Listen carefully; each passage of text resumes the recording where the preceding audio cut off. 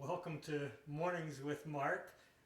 It's the day after Easter, and I'm looking out our back window toward the snow that fell. It was quite a surprising Easter in so very many ways. Uh, Maybe it was for you too. How crazy that well, had snow here in Minnesota. It happens in April. Certainly for me, taking a walk with my dogs early in the morning, that's never happened on an Easter morning before. I'm usually over at church quite early. Uh, we had our family gathering by Zoom meeting over the internet. I'm sure for many others around the world, it was a strange Easter in so very many ways. Makes me think of how strange that first one must have been. Just a week before, the expectations the disciples had as they went into Jerusalem were certainly higher than they were come Thursday, Friday. But even then, their adjusted expectations of what they would find at the tomb come Sunday morning were different. They were demolished as well. They expected to find a tomb with a body in it and did not.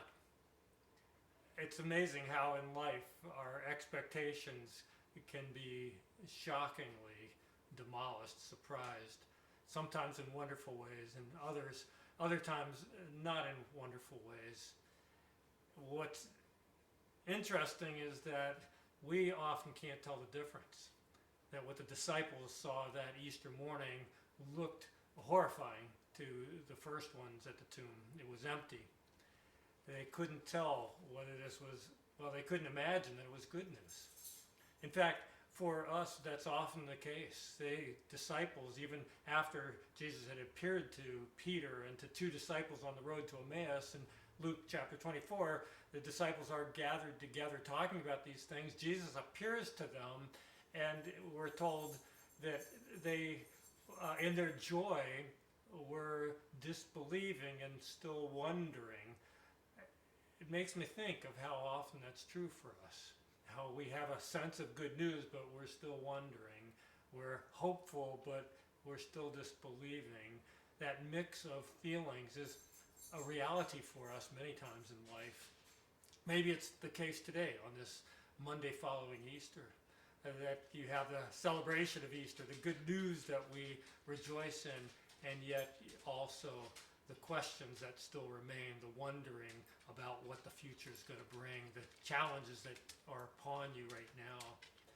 The word that I've been meditating on this morning, and actually quite a bit over the last week or two, has been from Psalm 118, verse 24. It's familiar to many of us. This is the day the Lord has made. Let us rejoice and be glad in it. The thing that has struck me this year, I don't know that I've ever really noticed it before, is that another way of translating that verse is, this is the day the Lord has done it. Let us rejoice and be glad in it. To think about that God has done it, that it's over, that it's finished, that this is the new day, the new world, the new kingdom breaking in. Certainly that's what Easter morning brings to us. That's what today, as we continue this Easter season, announces for us and for our world. It's a new day. In fact, in the Orthodox world, we often think of the 8th day of creation as Easter. It's this new creation, the revival of creation that God is accomplishing through Jesus Christ, through the resurrection of Jesus. And so today for me, the word and meditating on that verse, Psalm 118, verse 24, this is the day the Lord has done it. Let us rejoice and be glad. What God has been saying to me is to let this Monday be a day of praise and thanksgiving. To look out at the world, to look out at the beauty around, to give thanks, even in the midst of the challenges, even when we don't understand it all. To make sure that we rejoice the Lord has done it. The steadfast love of the Lord endures forever, as we've been talking about. We can rejoice and be glad. Let's pray together. God, thank you for this day, this Monday after Easter, to rejoice and be glad. We confess that like the first disciples, it takes us a while. We, in this life, are always still seeking to understand, to make sense of things. We thank you that you're with us in the midst of our disbelieving, in the midst of our questions, our doubting, that you're here. And as you spoke to those first disciples, you speak to us today and say, peace be with you.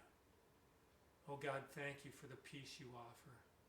May we live in that peace, even in the midst of the challenges. May we trust you and rejoice that you indeed have done it. You have overcome even death itself. We praise you and thank you in Jesus' holy name. Amen. God bless you.